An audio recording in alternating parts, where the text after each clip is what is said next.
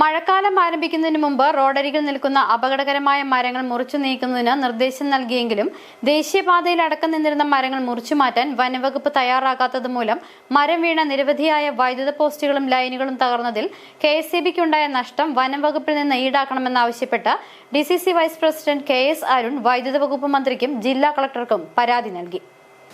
KSEB മന്ത്രിക്കും നമ്മൾ കൃത്യമായ രീതിയിൽ പരാതി നൽകിയിട്ടുണ്ട്.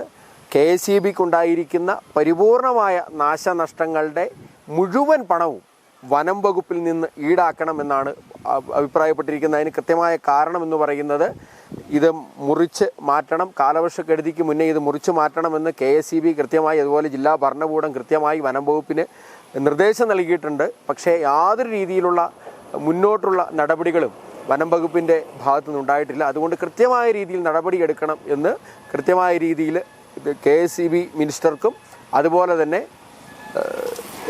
ജില്ലാ ഭരണകൂടത്തിനും പരാതി നൽകിയിട്ടുണ്ട്.